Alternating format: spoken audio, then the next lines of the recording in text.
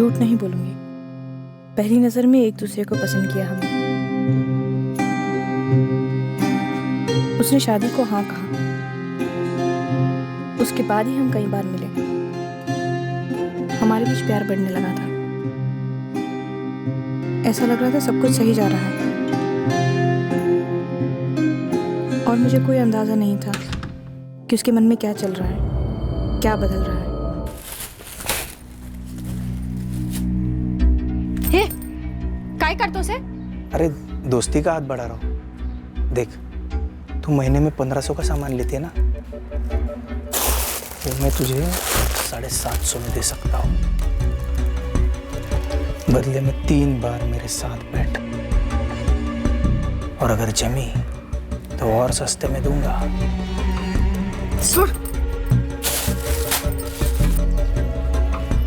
ताली एक हाथ से बची है क्या कभी?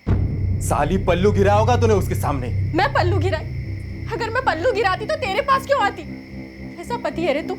तेरी बीवी का कोई हाथ पकड़ता है और तू थप्पड़ अपनी बीवी को ही मारता है।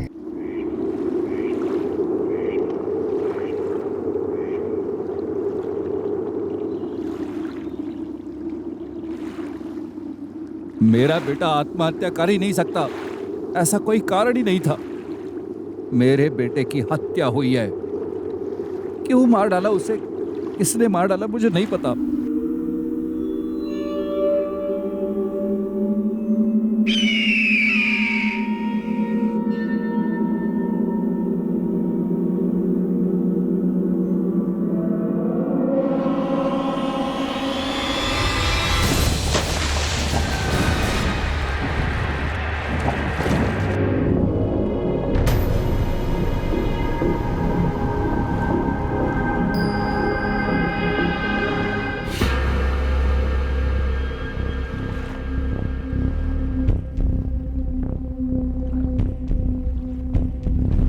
आइडेंटिफिकेशन के लिए बॉडी पर कुछ नहीं है, ना मोबाइल ना वॉलेट, कुछ नहीं। साढ़े साहब यहाँ स्कूटर एक सर, वहाँ स्कूटर एकदम बराबर से पार्क और चाबी भी लगी हुई इसमें। ये देखिए,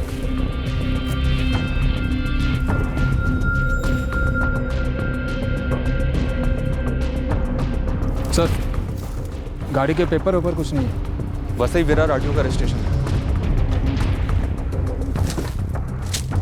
अगर ये स्कूटर इसी बंदे का है तो मतलब ये यहाँ पे आया, आराम से स्कूटर पार्क किया और कूद गया,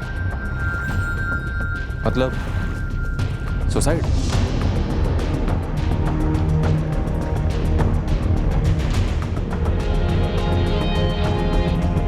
सुसाइड किया है या फिसल कर गिरा होगा? दोनों संभावना है। शराब पी थी? एक बूंद भी नहीं। और मौत कब हुई होगी?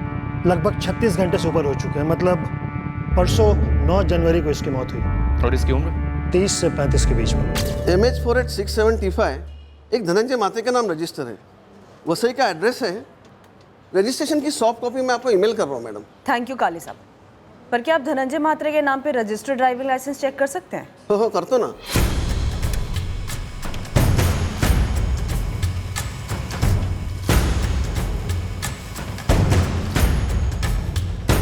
सर, धनंजय मात्रे यही विक्टिम है, वसई का रहने वाला था। काफी जल्दी पहचान हो गई। हेलो, मैं पालगढ़ से सब इंस्पेक्टर शांतनु साठे बोल रहा हूँ। कुछ पता चला क्या धनंजय के बारे में? मेरा बेटा मिल गया आपको? आपको पालगढ़ सिविल हॉस्पिटल आना होगा। हॉस्पिटल? क्यों, एक्सीडेंट हुआ क्या उसका? क्या हुआ उसे? कल पालगढ़ बोईसर के बीच के एक डैम से उसकी लाश मिली है।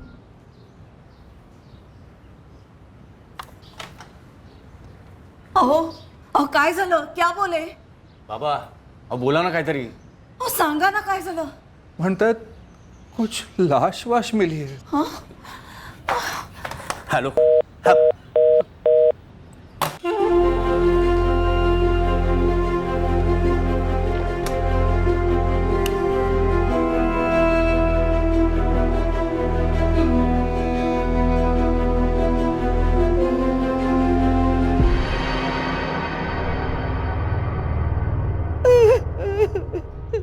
ये कैसे हुआ सर? पानी में गिरा होगा या आत्महत्या। धनंजय की जेब से हमें कुछ नहीं मिला। स्कूटर बगल में ही पार्क था, उसके नंबर से पता किया हमने। धनंजय कभी भी आत्महत्या नहीं कर सकता, कभी नहीं। शायद इसका पैर फिसला होगा और डैम में गिर गया होगा। धनंजय को तैरना आता था? नहीं आता था। पर क्या वो बच्चा है, पैर फिसल गया और गिर गया? वसई से इतनी दूर पालघर और बोईसर के बीच वाले डैम पर धनंजय क्यों आया होगा? हमें नहीं पता सर। वो 9 तारीख को घर से निकला था। नहीं, ऐसा कोई टेंशन नहीं था। यहाँ पालघर डैम पर किसी के साथ घूमने आया होगा धनंजय? हमें नहीं पता सर। जब 9 जनवरी की रात मेरा भाई फ़ोन नहीं उठा रहा था तब बाबा ने मुझे फ़ोन किया। तुम भी यहाँ वसई में रहते हो? नहीं सर, मैं पुणे रहता हूँ। रात को ही पुणे से निकला और सुबह पहुँचा और हम सब लोग सीधे पुलिस स्टेशन गए। क्या काम करता था धनंजय? उसकी राशन की दुकान है वसई में, अच्छी चल रही थी। ए मंग्या, रजनी बहनी को 2 किलो तूर की दाल दे रहे। पैसे बाद में दूं तो चलेगा ना धनंजय? अरे क्या हुई नहीं, ये भी कोई पूछने की बात है। हमने इस मंगेश पाटिल से पूछताछ की। लास्ट टाइम धनंजय को उसी ने देखा था। केशव, इस धनंजय का किसी के साथ कोई पंगा हो, ऐसा कुछ पता चला क्या? क्योंकि उसकी बॉडी पर मर्डर के हमें कोई निशान तो नहीं मिले हैं।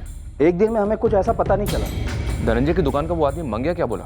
बोला रोज सुबह 9:30 बजे से शाम 7 बजे तक दुकान खुली रहती, लेकिन उस दिन धनंजय ने दुकान जल्दी बंद की, शाम को 5:30 बजे। ए मंग्या, चल आज दुकान जल्दी बंद करनी है, मुझे जरा काम है। आया भाऊ। चलता भाऊ। हो। तूने पूछा क्यों नहीं कहाँ जा रहा है वो? काका, धनंजय भाऊ सेठ है मेरे, मैं थोड़े ऐसे पूछ सकता हूँ। अभी 11 बज रहे हैं मंगेश। धनंजय का अभी भी फ़ोन नहीं लग रहा है। किससे मिलने जा सकता है वो? मुझे क्या मालूम मुकुंद भाऊ। The number you have called is currently switched off. Please try again later. Thank you. Phone अभी भी बंद आ रहा है। मुझे तो अब चिंता होने लगी है साहब। पहले कभी ऐसे रात भर बाहर आया? कभी नहीं सर। धनंजय बिना बोले ऐसे जाता नहीं है। मंगेश, किसी का फोन आया था उसे? साहब हर रोज अलग अलग कॉल आते हैं, लेकिन हाँ उस दिन दुकान बंद करने के पहले एक कॉल आया था। हेलो, अभी? हाँ ठीक है, मैं बस 2 मिनट में दुकान बंद करके निकल रहा हूँ। समझो निकल गया। हमने धनंजय के फोन रिकॉर्ड्स मंगवाए हैं पर अभी तक आए नहीं। उससे पहले आपके थाने से ये खबर आ गई। ठीक है केशव, हम देखते हैं। वैसे इसमें हमें कोई फाउल प्ले लगता तो नहीं है? नहीं सर, धनंजय की शादी नहीं हुई थी। सुबह 9:30 बजे जाता था, शाम को 8 बजे आता था। यही उसका रोज का काम था। कोई टेंशन नहीं थी, सब अच्छा चल रहा था। पर यह सवाल आप मुझे बार बार क्यों पूछ रहे हैं?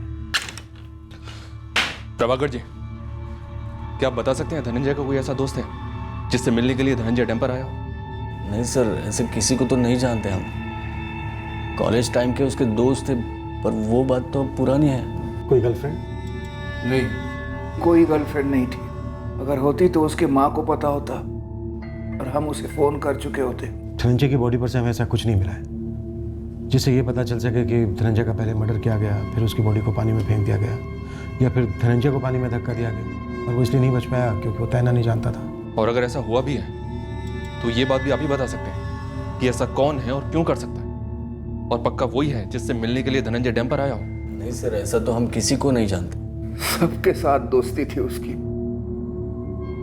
आप किसी से भी पूछ लो, हर कोई उसके बारे में अच्छा ही बोलेगा। फिर ऐसा कौन है जिसने उसे धक्का दे दिया? और आप लोग आत्महत्या तो बोलो ही मत। ऐसे कैसे उसका पैर फिसल सकता है? मैं कह रहा हूं सर, ये हत्या है, हत्या। Sir, Prabhakar ji body claim करने से मना कर रहे हैं। कह रहे हैं पहले मर्डर की FIR दर्ज करो। कैसा ब्लैकमेल है? मर्डर तो किसी एंगल से नहीं लग रहा है। सर, मीडिया में भी बातें फैल रही हैं। फैलने दो, जो फैक्ट है सो है, तो हम क्या कर सकते हैं? सर, धनंजय के भाई मुकुंद से बात करते हैं। वो थोड़ा सुलझा हुआ लग रहा था। प्रभाकर जी को धक्का लगा। एक काम करते हैं सर, मुकुंद से धनंजय की बेसिक बैकग्राउंड चेक करते हैं, उसके बाद बोल देंगे। कर ले बॉडी क्लेम। ठीक है, बात करो sir. Priyanka, Vasai police station से धनंजय के फोन रिकॉर्ड्स पर फॉलो अप। Okay sir. ये बंदा खुद स्कूटर चला कर गया, बाकायदा स्कूटर पार्क किया है डैम के। क्लियर है कि सुसाइड है? एक और भी बात है सर, सुसाइड करने वाला सुसाइड नोट छोटा है, कम से कम वो अपनी पहचान तो नहीं छुपाता है। पर यहाँ इस बंदे की बॉडी पर कोई निशान नहीं है और उसने जो स्कूटर छोड़ा उसमें पेपर्स भी नहीं थे। केस को इस मोड़ पर आत्महत्या या एक्सीडेंटल डेथ के अलावा कुछ और समझने की कोई गुंजाइश नहीं दिखी थी। पर जैसे जैसे तहकीकात बढ़ती गई, इस केस के असली रंग बनने लगे, अजीबोगरीब हकीकतें सामने आने लगी।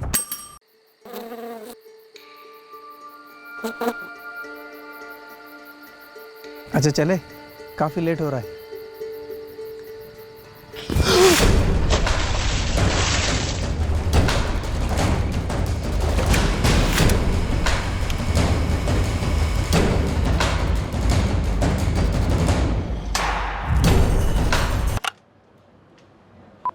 The number you have called is currently switched off.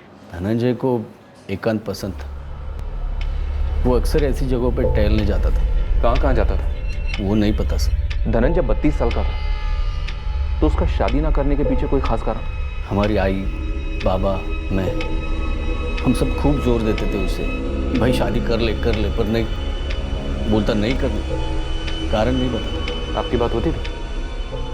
हाँ सर, हफ्ते में एक बार मैं उसको फ़ोन करता था। तो पिछले कुछ दिनों में आपको कुछ अलग नहीं लगा उसकी बातों में? कोई टेंशन, मायूसी या परेशानी? नहीं सर, ऐसा कभी लगा नहीं सर। उसके साथ मेरी लास्ट बात 7 जनवरी को हुई थी, उसके गायब होने के 2 दिन पहले। एकदम फर्स्ट क्लास चल रहा है दादा। पुणे काय म्हणते, आप लोग कैसे हो? नमिता वहिनी, स्वप्निल? एकदम मजेत। हाँ एकदम मस्त है यार। अच्छा सुन, आई रोज रोज मुझे फ़ोन करती है, कान खाती है यार मेरा। कहती है धनंजय को शादी के लिए बोल। आपका तो 2 मिनट कान खाती है ना फ़ोन पर, मेरा सोचिए 24 घंटा सामने बिठाकर दिमाग खाती है। नाश्ता, दोपहर का खाना, रात का खाना, तीनों टाइम सेम मेनू। कब करेगा, कब करेगा, कब करेगा? आज तो तुझे जवाब देना ही पड़ेगा धनंजय। अब तू 32 का हो गया, अगले साल 33 का हो जाऊंगा। उसके पहले तेरी शादी होगी, ये पक्का है। अरे कोई तेरे दिमाग में है तो बोल देना हमें। हो गया नाश्ता मेरा, आज एक और शादी हो गई मेरी। अब मैं खुद लड़की ढूंढूंगी और तेरे फोटो के साथ उसकी शादी करा दूंगी। बेस्ट रहेगा, करवा दो। अरे चला, ये तो मैं। कोई लड़की नहीं थी, तो क्या कोई लड़का था धनंजय की लाइफ? नहीं सर। कभी पूछा आपने इस बारे में? कभी कोई बात हुई उसके साथ? नहीं सर, ऐसी कभी बात नहीं हुई थी, लेकिन मैं जानता हूँ ना सर, वो वैसा नहीं था सर। धनंजय जहाँ भी जाता टहल एकांत में बैठने, तो क्या हमेशा अकेला होता था? सर उसने हमेशा ऐसे ही कहा है।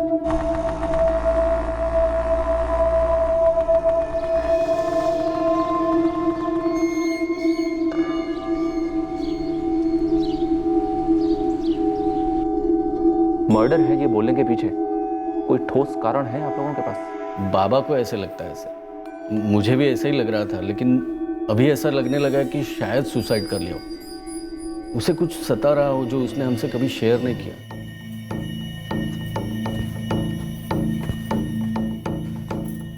कहेगा वो धनंजय के पापा सच कह रहे हैं क्या? मुझे क्या पता।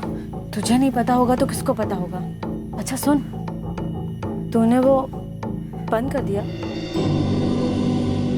मैंने तो 10 तारीख को ही बंद कर दिया था, जब उसकी दुकान को बंद देखा। वो मंगेश है ना, वो बता रहा था मेरे को कि धनंजय गायब है करके। संभाल के रहे।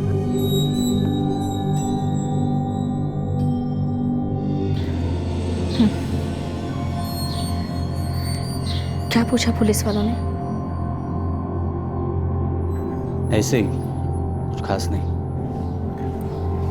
पापा ढिंडोरा पीट रहे हर जगह कि कत्ल किया है किसी ने, सुसाइड नहीं है। पापा को कुछ बोल दिया है क्या पुलिस वालों ने अलग से, जो शायद हमें पता नहीं? सर, जिस नंबर से धनंजय को लास्ट कॉल आई वो नंबर उसी के नाम और एड्रेस पे रजिस्टर्ड है। ये देखिए। धनंजय कॉलिंग धनंजय। हेलो। कहीं ऐसा तो नहीं कि ये धनंजय झूठ झूठ में बात कर रहा था मंगेश के सामने? क्योंकि लोकेशन भी सेम है और वही सेल टावर है। पर वो ऐसा नाटक क्यों करेगा प्रियंका? वो भी अपने एक मुलाजिम के सामने। पहले ये केस साफ साफ अकस्मात डूबने या फिर सुसाइड का लग रहा था, लेकिन अब सुसाइड की तरफ वाला पड़ला भारी है। इसे चैलेंज करता कुछ और सामने आया? सर, गुरु खबरियन टीम ने पहली रिपोर्ट पेश की है। कोई लफड़ा सामने नहीं आया है धनंजय महात्रे का, सीधा बंदा मालूम होता है। बस एक ही परेशानी थी माँ बाप को सर, कि धनंजय शादी नहीं कर रहा था। पर उसके बड़े भाई मुकुंद ने इस बात से भी रूल आउट नहीं किया है सर कि कोई तो बात थी जो शायद धनंजय को परेशान कर रही थी। साढ़े धनंजय के फादर को फोन करो, उनसे कहो कि उनके डाउट के चलते हमने सेकंड पोस्टमार्टम करवाया, लेकिन उससे भी हमें ऐसा कोई अंदेशा नहीं मिला है कि धनंजय का मर्डर हुआ। पूरे चांसेस हैं कि सुसाइड हो। इंस्पेक्टर राउत, पालघर थाना। नमस्कार साहब, वसई थाने से कांस्टेबल गोविंद चौहान बोलते हैं। साहब, ये धनंजय महात्रे टेढ़ा आदमी था, ऐसा मुझे पता चला था। किस बारे में? सर, मेरे चाली में उमेश अहिरे रहता है, दोस्त है। कुछ 2 महीने पहले वो शिकायत लेकर आया था इस धनंजय के खिलाफ। क्या शिकायत थी गोविंद? साहब, ये धनंजय सामने से अलग था और पीछे से बिल्कुल अलग। कमीना साला कुतरिया। अरे हुआ क्या वो तो बोल। साले ने मेरी घरवाली पे हाथ डाला रे।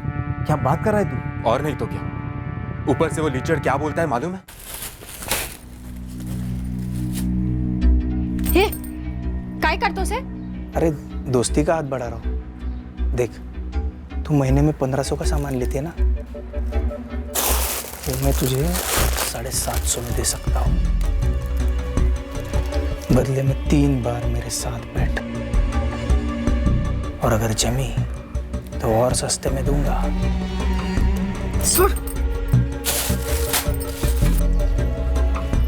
ताली एक हाथ से बची है क्या कभी? साली पल्लू गिरा होगा तूने उसके सामने। मैं पल्लू गिराई? अगर मैं पल्लू गिराती तो तेरे पास क्यों आती? कैसा पति है रे तू? तेरी बीवी का कोई हाथ पकड़ता है और तू थप्पड़ अपनी बीवी को ही मारता है। पंच साहब, ये लिखित शिकायत देने को तैयार ही नहीं था। लिखित शिकायत? पूरा मोहल्ला कीचड़ उछलता। रेखा, ये जो बदतमीजी करता था, ये उसने सिर्फ एक ही बार की थी या? पहली बार हाथ मारने के बाद बार बार हाथ मारा कुत्ते ने, लेकिन मैडम मेरी मजबूरी भी थी। दूर दूर तक और कोई राशन की दुकान भी नहीं थी। तो जब ये हाथ मारता तो बोलता क्या था? हर हाथ मारने वाले का इरादा एक ही होता है ना साहिब। हमें क्या लिखित में लिख कर दूं कि वो मेरे साथ सोना चाहता था? धनंजय तैरना नहीं जानता था, ये बात तुझे मालूम थी ना?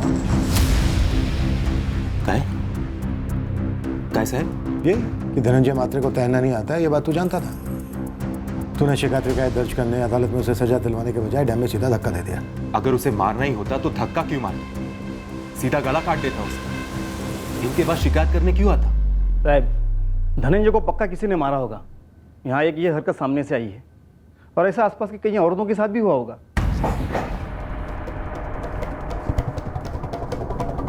दुकान के मुलाजिम मंगेश को उठा लो और पता करो उसे और क्या क्या पता है। कॉल रिकॉर्ड्स का एक नंबर छान मारो। इसकी हरकत जानने के बाद लगता तो नहीं है कि बंदा ऐसा था जो सुसाइड करे या फिर डूब कर मरे।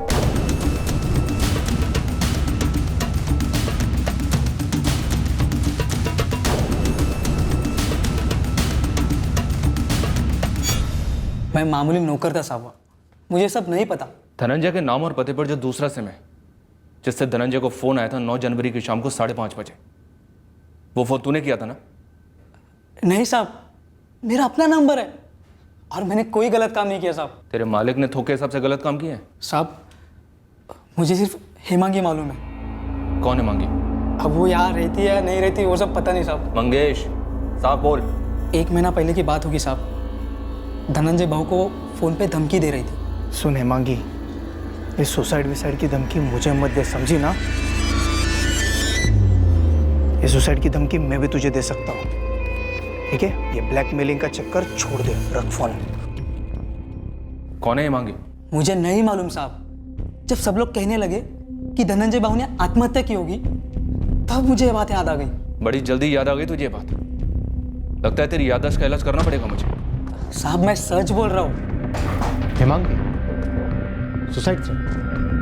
कहीं ऐसा तो नहीं है कि किसी और औरत या लड़की ने भी सुसाइड किया हो धनंजय के साथ? इसके बारे में और पता करना होगा सर। शायद धनंजय हेमांगी को हैरेस करता हो, पहले धमकी दी होगी सुसाइड करने की धनंजय को। ये सुसाइड विसाइड की धमकी मुझे मत दे, समझी ना? सर, इतनी क्लोज हो गई कि धमकी दी तो ये भी जानती होगी कि धनंजय तैरना नहीं जानता है और धक्का देकर मार दिया हो। और शायद उसने भी खुदकुशी कर ली हो। पर वहां से बॉडी तो हमें एक ही मिली है, वो भी धनंजय की। ये भी हो सकता है कि सुसाइड की धमकी देकर धनंजय को वहाँ बुलाया गया हो और फिर धनंजय को धक्का दे दिया हो। सर एक काम करो, धनंजय की फैमिली से पता करो हेमांगी के बारे में। हेमांगी? अब हेमांगी का धनंजय से क्या लेना देना? तो पहले कुछ था क्या? और ये हेमांगी कौन है? हेमांगी से धनंजय की शादी की बात चल रही थी, आगे चलकर धनंजय ने उसे मना कर दिया था। तो ये बात आपने हमें पहले क्यों नहीं बताई? इसमें बताने जैसा क्या था? शायद आपके बेटे की मौत का कारण हो सकता है। हो सकता है कि धनंजय ने हेमांगी के साथ कोई भद्दी हरकत की हो, जैसी वो दूसरी औरतों के साथ करता था। देखिए, आप धनंजय के बारे में कुछ भी मत बोलिए। आप कातिल को पकड़ नहीं पा रहे, या तो जानबूझ के उसे पकड़ नहीं रहे, और ऊपर से मेरे बेटे के बारे में मनगढ़ंत कहानियां बोल रहे, उसे बदनाम कर रहे हो। धनंजय का अतीत उमड़कर वो हकीकत बयान कर रहा है जो शायद आप लोगों से भी गुप्त रखी गई थी। और एक बात, आपका शक अब हमारा शक भी है। हो सकता है कि ये सुसाइड नहीं मर्डर हो। हेमांगी मेरी रिश्तेदार है, मैंने ही बात चलाई थी, लेकिन अब हेमांगी का उसके साथ कोई भी ताल्लुक नहीं था। हेमांगी का एड्रेस और फ़ोन नंबर लिख कर दीजिए, हम हेमांगी से ही पूछेंगे। उसकी शादी तय हो चुकी है, अगले महीने का ही मुहूर्त है, और उस सब के बीच ये सब। सर, हम सब धनंजय का घर बसा देखना चाहते थे। 3 महीने तक बात चली, उसके बाद धनंजय ने मना कर दिया। इस बात को सर अब 6 महीने हो गए। मुकुंद, धनंजय का ना बहुत बड़ा पिटारा खुल रहा है, राशन के बदले शोषण वाला मामला भी, और अभी पता चला है कि हेमांगी ने धनंजय को सुसाइड करने की धमकी दे दी। बनता है हेमांगी से एक बार पूछना तो बनता है कि माजरा क्या था।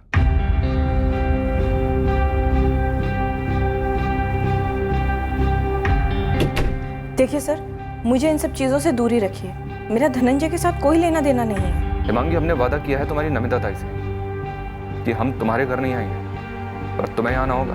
अगले महीने शादी है सर मेरी, 2 मिनट की भी फुर्सत नहीं है। हमें 2 मिनट नहीं, 2 घंटे चाहिए। तुम बोरीवली से यहाँ पालघर आओ, हमारे कुछ सवालों के जवाब दो और लौट जाओ। मेरे पास कोई जवाब नहीं है सर। सवाल सुनोगी तो जवाब भी होंगे। अब बोलो, जल्द से जल्द यहाँ पालघर में कब आ सकते हो?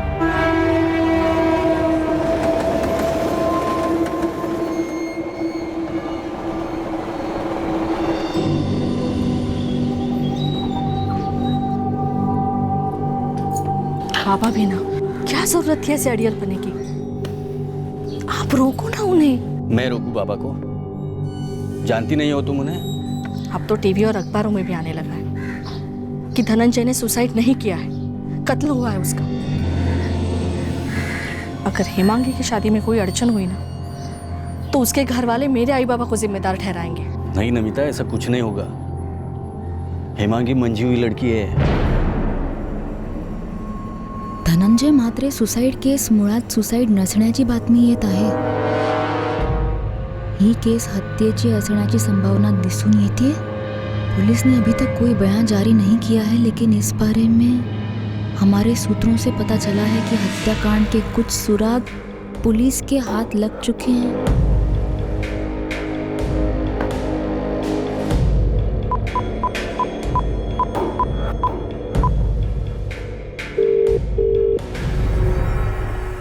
आज का पेपर पढ़ा? अब तो सभी कह रहे हैं आत्महत्या नहीं मर्डर है। क्या कहना तुम? मैं क्या कहूँ? मैं चुप बैठ सकती हूँ, पर मेरे चुप बैठने का रेट है 50,000। या ब्लैकमेल समझना, ब्लैकमेल समझना। मैं ज़्यादा मांग सकती थी, ज़्यादा सोच मत, दे दे। 50,000 ना ज़्यादा नहीं है। सर, आपको जो चेक करना है कर लीजिए। मेरी ये धनंजय के साथ 1 महीने से कोई बात नहीं हुई है। धनंजय की दुकान पर काम करने वाले मंगेश पाटिल का कहना है कि लगभग 1 महीने पहले तुमने धनंजय को फ़ोन किया था, सुसाइड करने की धमकी दी थी उसे। किया क्या मैंने सुसाइड? नहीं ना। तो कभी बातों की गर्मा गर्मी में कुछ ना कुछ निकल जाता है मुंह से। किस बात को लेकर गर्मा गर्मी हुई थी हेमांगी? धनंजय ने ब्लैकमेल शब्द का इस्तेमाल क्यों किया था? तो ज़रूरी तो नहीं ना कि मैं इसे ब्लैकमेल कर रही थी। वो तब मैं थोड़ा सा टेंशन में थी। वही पूछ रहा हूँ मैं हेमांगी, किस बात को लेकर टेंशन थी? ये लोग हमारे यहाँ आए थे इसे रिश्ता लेके, ठीक है ना। मेरी चचेरी बहन नमिता, उसका देवर लगता है ये धनंजय।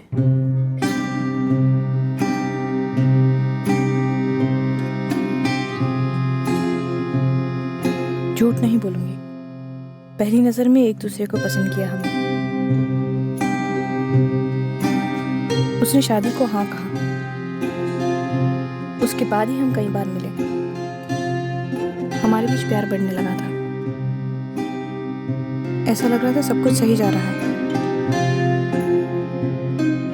और मुझे कोई अंदाजा नहीं था कि उसके मन में क्या चल रहा है, क्या बदल रहा है। फिर अचानक से बोला नहीं करनी शादी। तो तुमने उसे सुसाइड करने की धमकी दी? मैं उसके साथ सो चुकी थी। उसने मेरा इस्तेमाल कर लिया था। गुस्से में आके एक दिन बस मैंने उसे फ़ोन किया, धमकी दी कि मैं आत्महत्या कर लूँगी। जो उसने की या शायद कत्ल हुआ उसका? दोनों में मेरा कोई हाथ नहीं है सर। और ये ऐसे धनंजय जैसे फालतू आदमी के लिए मैं अपनी ज़िंदगी ख़राब करूँ? तुम्हें पता था धनंजय को तैरना नहीं आता?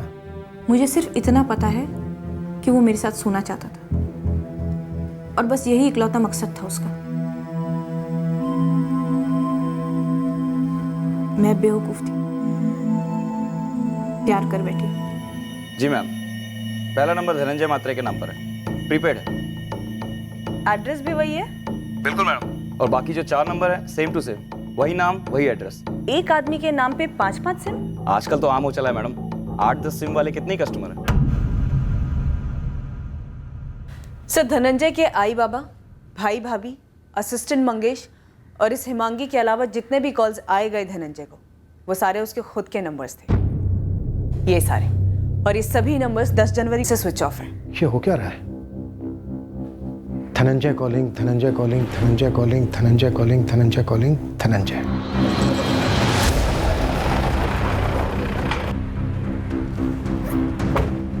साहब, ये धनंजय की राशन की दुकान नहीं, लूट की दुकान थी। ये लालजी वहाँ डिलीवरी करता था। लालजी बोल। सस्का साहब जी। हाँ जी साहब जी, वो हमारी सांझगांठ थी धनंजय भाई के साथ। बोल क्या था लालजी?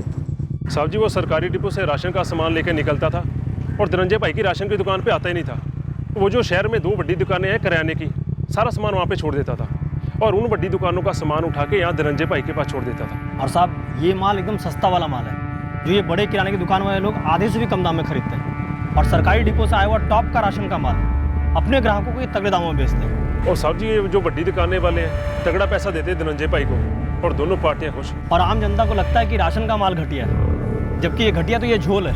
इस धांधले में धनंजय का किसी के साथ कोई पंगा हुआ था? साहब जी, उस सब का नहीं मुझे पता, वो तो बस गुरु ने बोला था इसलिए मैंने आपको सब बता दिया। अब तो धनंजय भाई भी नहीं रहे। लालजी, राशन डिपो का कोई बड़ा अफसर शामिल है इस झोल में? साहब जी, अब अफसरों का मुझे क्या पता, उनका तो आप ही जाने। और वो 2 बड़ी किराने की दुकान, उनके मालिक कौन है? साहब जी, एक तो वो रतन रघुवंशी और जो दूसरा महेंद्र केलकर। अरे मैडम, ये कोई राशन की दुकान नहीं है कि एक आदमी को इतने ही सिम कार्ड बेचे जाएं। किस मुंह से उसको सवाल पूछता मैं? राकेश गुप्ता, तेरी दुकान से धनंजय मात्रे ने 5-5 सिम खरीदा। तूने एक बार भी पूछना जरूरी नहीं समझा? शक नहीं हुआ? तो शक कब होता है मैडम? जब कोई आदमी जाली डॉक्यूमेंट्स देता है या उसके शक्ल पे लिखा हो कि ये 2 नंबर वाला है। लेकिन ये धनंजय मात्रे तो बहुत सीधा आदमी लगता था, और सारे सिम कार्ड उसने खुद के नाम पे लिए थे, खुद के असली डॉक्यूमेंट सबमिट करके। धनंजय, ये रहा तुम्हारा लाइसेंस और ये नया सिम कार्ड। उसके सारे डॉक्यूमेंट्स असली हैं, आप खुद चेक कर लीजिए। हाँ सुनील, धनंजय के 5 नंबर ट्रैकिंग पे डालने हैं। मतलब IMEI ट्रैकिंग? हाँ। आप ऐसा कीजिए, सारे नंबर्स मुझे मैसेज कर दीजिए, लेकिन मैडम IMEI ट्रैकिंग में थोड़ा वक्त लगेगा। सर, मैं कबूल करता हूँ कि हम लोग धनंजय से राशन का A ग्रेड का माल खरीदते थे और उसके बदले में हमारी दुकान का सस्ता माल उसको बेचते थे, ताकि वो अपने राशन कार्ड वाले कस्टमर को बेच सके। सब कुछ हंसते खेलते चल रहा था, हमारी उससे कोई रंजिश नहीं थी, और उसके मर्डर में हमारा कोई हाथ नहीं है सर। रतन रघुवंशी, महेंद्र केलकर, तो मतलब तुम दोनों पक्के हो कि ये मर्डर है, सुसाइड नहीं? सर, अभी आप ही ने तो बोला कि धनंजय मारा गया, और वो टीवी वाले न्यूज़ भी सब वही बोल रहे। तो साहब, एक बात बोलूं, कोई सुसाइड क्यों करेगा जब उसके सर पर कर्जा वर्जा कुछ होगा? अरे धनंजय, ये तो बहुत झोल करता था, कैंडे की खाल थी इसकी। सब इसके ऊपर कर्जा वर्जा तो हो ही नहीं सकता था, वो सुसाइड क्या करेगा? तो फिर कोई उसका मर्डर क्यों करेगा? राशन डिपो के ऊपर के किसी ऑफिसर को रिश्वत नहीं पहुंची, या किसी और राशन वाले से कोई पंगा? तुम सब के सब दाल में काला मिलाने का धंधा करते हो। कहीं ये काला ज्यादा तो नहीं हो गया? सर एक बात बोलूं सर, मतलब जो भी मुझे पता है कि हमारी सेटिंग थी, अच्छी सेटिंग थी, चल रही थी, सबको माल मिल रहा था, सब खुश थे। और सर इसमें हमारी एक आदमी को मारकर अपने धंधे पे कौन लात मार लेगा? इसलिए कहता हूँ सर, आपका कत्ल जो भी है हमारी बिरादरी में से नहीं है साहब। ये भी तो हो सकता है कि उसका कोई निजी मामला हो।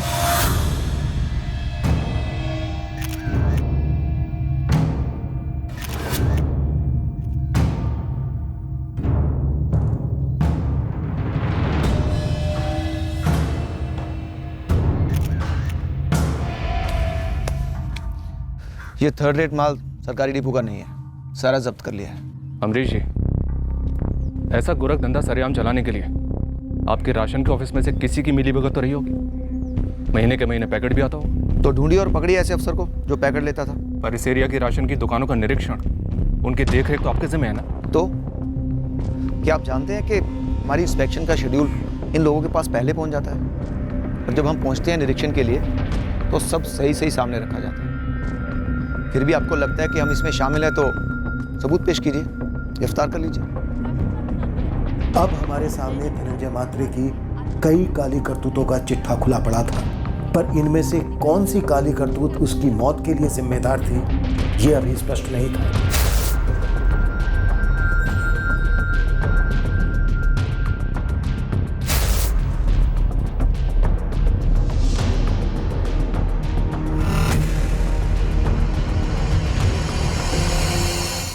ट्रिपल 4678123 ये नंबर धनंजय महात्रे के नाम पर रजिस्टर्ड है, और ये नंबर तुम्हारे फोन में इस्तेमाल हो रहा था रजनी तांबे, और तुम्हारे उसी फोन में अब ये नंबर इस्तेमाल हो रहा है। सुधा सावंत, तुम धनंजय मात्रे के नाम पर रजिस्टर्ड सिम कार्ड यूज कर रही थी? हो साहब। क्यों? उषा मांडके, तुम्हारे पति को पता था कि तुम धनंजय मात्रे का दिया हुआ सिम कार्ड यूज कर रही हो? मैडम, मेरे पति को इन सबके बीच में क्यों घसीट रहे हो? ठीक है, नहीं घसीटते तो तुम ही बताओ कि धनंजय महात्रे के साथ तुम्हारा क्या रिश्ता था? तुमने उसका दिया हुआ सिम कार्ड 10 जनवरी को क्यों बंद किया, उसके मरने के ठीक एक दिन बाद? साहब, उस रजनी ने कुछ बोला क्या आपको? क्यों सुधा, ऐसा कुछ है क्या जो सिर्फ रजनी ही मुझे बोल सकती है? तुमने? साहब, उसने भी तो 10 तारीख को फोन बंद कर दिया था, मुझे पूछा भी था। तुमने वो बंद कर दिया?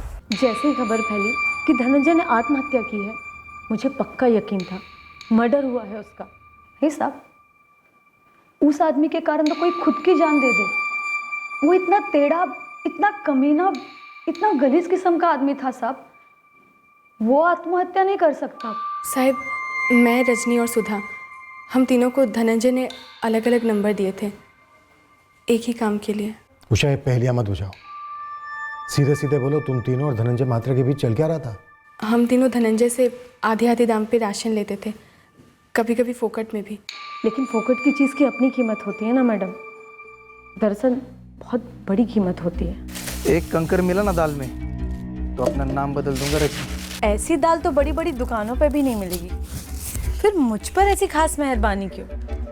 मेहरबानी नहीं, सौदा है सौदा, जिसमें तेरा भी फायदा है, मेरा भी फायदा है। कैसे?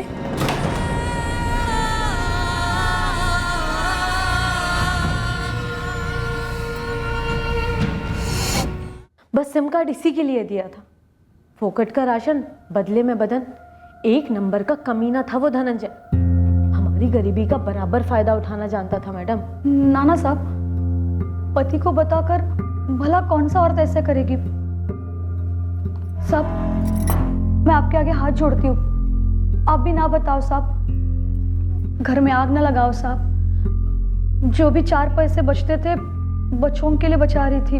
पहले पहले खुद से घिन आती थी साहब, पर एक बारी पैसे बचने लगे और अच्छा राशन आने लगा तो आदत सी हो गई। और ऐसा भी खराब नहीं लगता था मुझे कि धनंजय को जान से ही मार डालूंगी। हम उसके लिए सोने की मुर्गी थे, वो हमारे लिए था, हम क्यों मारेंगे उसको? तो फिर किसने मारा होगा? तुम तीनों को जो सिम उसने दिए थे उसके अलावा उसने 2 सिम और खरीदे थे, 44498746 और 44498653 इन 2 नंबर्स का भी पता नहीं चला है। और पहला नंबर 44498746 इस पर धनंजय की लास्ट बात हुई थी। हाँ ठीक है, मैं बस 2 मिनट में दुकान बंद करके निकल रहा हूँ। हम तीनों, मैं, उषा और सुधा, एक ही मोहल्ले के हैं। हम तीनों में कभी कोई बात नहीं छुपी। बाकी कोई थी नहीं थी हम नहीं बता सकते। 2 चीज़ें हो सकती है ना साहब, मतलब उसने किसी जवान लड़की को शादी का वादा किया हो और उसके साथ सोने के बाद तोड़ दिया होगा और उसी ने मरवाया हो, या फिर हमारे जैसे शादीशुदा औरत के पति को पता चल गया होगा। किसी का नाम छुपा के मेरे को क्या फ़ायदा होगा साहब? अब तो मेरे पैसे बचने भी बंद हो गए और राशन आना भी बंद हो गया। वो मर चुका। साहब मारो मत। इतने गोरख धंधे चल रहे थे उस राशन की दुकान में, पर तूने ना कुछ देखा और ना सुना। अंधा बहरा था या होना चाहता है? बोल। मैं सच बोल रहा हूँ, मैं वहाँ सिर्फ और सिर्फ काम करता था और ये सब सुनकर मेरा भेजा चकरा गया साहब। अब तेरा भेजा खोपड़ी फोड़कर बाहर निकलेगा साले। इतना सब कुछ चलता रहा उस राशन की दुकान में, पर तूने कुछ नहीं सुना। तेरा सेठ 3 या शायद उससे ज्यादा औरतों के साथ सोता था, पर तूने कुछ नहीं सुना और कुछ नहीं देखा। साहब अब मैं 2 और 2 जोड़ रहा हूँ। अब मुझे समझ में आ रहा है कि एक टाइम के बाद सेठ उषा ताई, सुधा ताई और रजनी ताई से पैसे क्यों नहीं लेता था। और कितनी ताई थी बे जिनसे तेरा सेठ पैसा नहीं लेता था? साहब नहीं मालूम, कोई दिमाग में नहीं आ रहा साहब। किसके पति ने मार डाला धनंजय को? बोल। साहब मुझे कुछ भी नहीं मालूम साहब। तेरा भी चक्कर चलता था क्या उन औरतों के साथ? कहीं तूने तो नहीं मार डाला अपने सेठ को? कुछ भी मत बोलो साहब, मैं ऐसा कैसे कर सकता हूँ? सेठ था वो मेरा।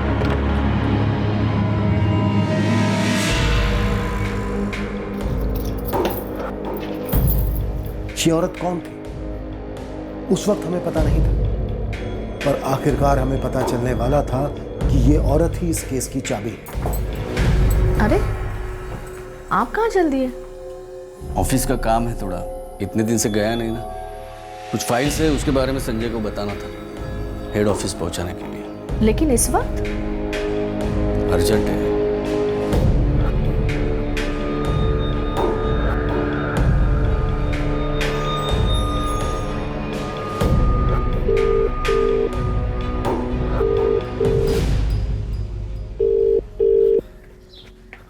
हाँ गुरु बोल।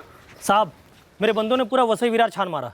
ऐसा कोई लॉज नहीं है जहाँ धनंजय औरतों को लेके नहीं जाता है, और हर लॉज में अलग अलग औरतों को लेके जाता है। कुछ ठोस सीसीटीवी या कुछ और? साहब यहाँ वसई बीच के पास एक लॉज है, एके लॉज। 8 तारीख को ये धनंजय एक औरत को लेके आया था। वहाँ रजिस्टर में नाम लिखा हुआ है Urmila Jagtap. Address, phone number या फोटो? नहीं है साहब, सिर्फ लेडीज़ का नाम है, और ये नाम सही लग रहा है क्योंकि बाकी जो 3 औरतें हैं, रजनी, सुधा, उषा, इन तीनों का नाम जैसे हैं वैसा ये लिखता था हर लॉज के रजिस्टर में। मैंने ये रजिस्टर खुद चेक किए साहब। ये उर्मिला जगताप फर्जी नाम नहीं हो सकता। अगर उर्मिला जगताप वाकई में है तो जैसे भी हो हर हाल में हमारे हाथ लगने ही चाहिए। अब तो लग रहा है ये ना एक्सीडेंट केस है और ना ही सुसाइड। कुछ तो जरूर है इसके पीछे, और जो भी है उसे सामने लाते हैं। हम उर्मिला जगताप के पीछे हाथ पकड़ पड़े, पर तब हमें मालूम नहीं था कि हम सही लीड फॉलो कर रहे हैं या नहीं। क्या हमें इस खोज से कुछ और मिलने वाला था जो उषा, रजनी, सुधा से नहीं पता चला था? उर्मिला जगताप? हाँ, किसी ने बोला कि आपको शायद पता है उर्मिला जगताप के बारे में। हमारे गणेश नगर में एक उर्मिला नाम की औरत रहती तो है, पर उसका सरनाम जगताप है ये नहीं पता। उसके घर का नंबर? वो तो मुझे नहीं पता। हाँ, लेकिन गणेश नगर में एक एस्टेट एजेंट है अर्जुन पवार, आप उससे पूछो, उसको सबके बारे में सब कुछ पता है।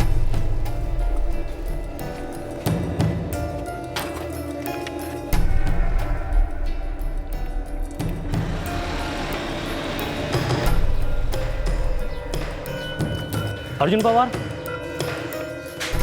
गणेश नगर में किसी उर्मिला जगताप को जानता है क्या? तेरे को क्यों बताओ? ठीक है, चल पुलिस थाने, साहब लोगों को बता देना। ये पुलिस को उर्मिला से क्या काम? मर्डर केस है भाई, अब बोलेगा या साहब लोगों को भेजूं? 3 गली छोड़, चौथी से राइट, फिर लेफ्ट, फिर सीधा। 25वीं खोली है उसकी, 144/4। जा। भाई गोली तो नहीं दे रहा ना? अबे मैंने ही खोली दिला उसको, जा। ये उर्मिला जगताप यही है? होगी, परसों ही घर खाली करके निकल गई। किधर निकल गई? मुझे पता नहीं, लेकिन एक औरत आई थी, वो चाबी देके चली गई। ये लो ताई। अरे ऐसे किसे बिना बोले चली गई उर्मिला? खुद चाबी देने को भी नहीं आई, तुझे भेज दिया। तू कौन है? मेरा नाम जानवी है ताई, उसने मुझे भी कुछ नहीं बताया। कुछ अर्जेंट निकल आया होगा, मेरे को बोली कि जाके चाबी सरस्वती ताई को दे के आ। मैं आ गई देने। The number you have called is currently switched off. Please try again later. Thank you. Saraswati ताई, इस एग्रीमेंट में उर्मिला का कोई और एड्रेस है नहीं और ये मोबाइल नंबर भी स्विच ऑफ बता रहा है। मेरे को क्या मालूम। देखो ये लड़की को है ना, उर्मिला को अर्जुन लेके आया था और ये एग्रीमेंट सब कुछ अर्जुन देखता है, उसको जाके पूछो आप। अच्छा, ये जो औरत चाबी लेके आई थी जानवी, वो कहाँ रहती है? मुझे नहीं पता, मैं नहीं जानती उसे। साहब कुछ तो झोल है। ये तीनों रजनी, सुधा, उषा आपके हाथ लग गई, लेकिन ये उर्मिला, ये रफू चक्कर होगी। सर उर्मिला का फ़ोन स्विच ऑफ है, कॉल रिकॉर्ड मंगाया और फ़ोन को ट्रैकिंग पे डाल दिया है। गुरु, उस औरत जानवी का क्या हुआ? मकान मालकिन सरस्वती ताई को तो उसके बारे में नहीं पता है। मैं एक काम करता हूँ, मैं इस स्टेट एजेंट अर्जुन पवार के पीछे पड़ जाता हूँ, उसे पता होगा इस जानवी के बारे में। निकल गुरु, ताबड़तोड़। जी सर। सर, ये धनंजय इतने लफड़े पाल रहा था और इसके घर वालों को कोई खबर तक नहीं थी? सर शायद खबर थी, बस हमें खबर नहीं थी। जैसे हिमांगी के बारे में भी चुप रहे। मर्डर में अगर फैमिली इन्वॉल्व होती तो मर्डर के अगले दिन बिल्कुल क्यों मुझाया होता? चुप नहीं रहती। मुश्किल है यकीन करना ये धनंजय की सच्चाई, लेकिन जो है सो है। बाबा, कुछ भी हो, कोई भी काम हो, मैं बस एक फोन कॉल दूर हूं।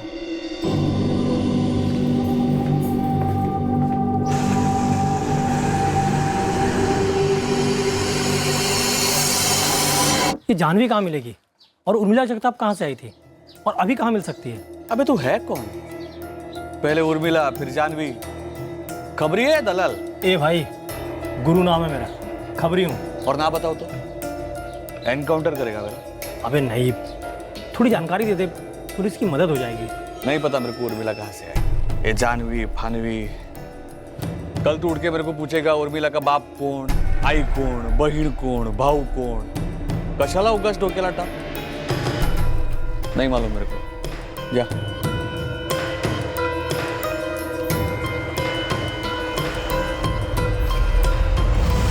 सर वो नंबर जिससे धनंजय को लास्ट कॉल आई थी? हाँ ठीक है, मैं बस 2 मिनट में दुकान बंद करके निकल रहा हूँ। वो नंबर था 444987646 और IMEI ट्रैकिंग से पता चला वो नंबर उर्मिला जगताप इस्तेमाल कर रही थी। और सर ये नंबर भी 10 जनवरी को ही बंद हुआ। 444987646। इस नंबर के अलावा उर्मिला जो दूसरे नंबर यूज कर रही थी, उनके रिकॉर्ड से कुछ मिला? वो सिम कार्ड किसके नाम पर रजिस्टर्ड है, एड्रेस क्या है? उर्मिला जगताप के नाम पर रजिस्टर्ड है, पुणे का एड्रेस है। क्या उर्मिला को हमारी तहकीकात की भनक लग गई थी और उसने भागने का प्लान बना लिया? 50,000 लेकर गायब हो जाऊंगी मैं, किसी को पता भी नहीं चलेगा मैं कहाँ हूँ। किसी को यह भी नहीं पता चलेगा कि धनंजय के साथ हुआ क्या था। पर 50,000 से एक पैसा कम नहीं लूंगी। उर्मिला का पुणे का address? Sir Sambhaji colony Swargate के पास। आप कह रहे थे कि धनंजय की फैमिली अगर इस मर्डर में शामिल होती तो मर्डर क्यों चलाते? हाँ जाहिर सी बात है। सर मैं इस बारे में ये सोच रहा था कि मर्डर का दावा सिर्फ प्रभाकर जी ने किया, ये हत्या है हत्या, जबकि बड़ा भाई मुकुंद कुछ नहीं बोला, जबकि मुकुंद भी तो पुणे में रहता है। सर इस उर्मिला जगताप को ढूंढते हैं, इसके पास हमारे कई सवालों के जवाब होंगे। साठे, तुम एक टीम लेकर पुणे के लिए निकलो और वहाँ पर उर्मिला और मुकुंद के बीच कोई कनेक्शन चेक करो। हम यहाँ जानवी को खोजना है।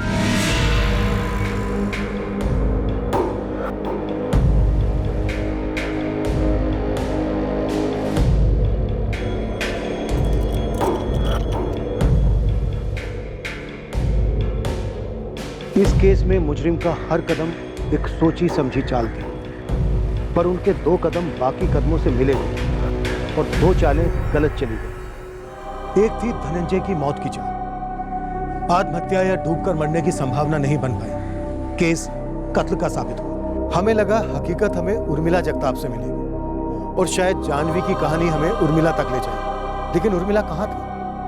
उर्मिला का क्या ताल्लुक था इस केस से? उर्मिला वाले मामले में भी साजिशकर्ता की एक चाल गलत होने वाली थी। अब तक की हमारी इन्वेस्टिगेशन में जैसा धनंजय का चरित्र उभर कर आया, ठीक वैसा ही एक और किरदार हमारे सामने आने वाला था, जिसका बर्ताव बिल्कुल धनंजय से मिलता जुलता था। इस केस में अब हमारी शक की सुई धनंजय के बड़े भाई मुकुंद पर टिक रही है। कल हम इस केस का खुलासा करेंगे, इस कहानी का शेष भाग पेश करेंगे। क्राइम पेट्रोल सतर्क। जय हिंद।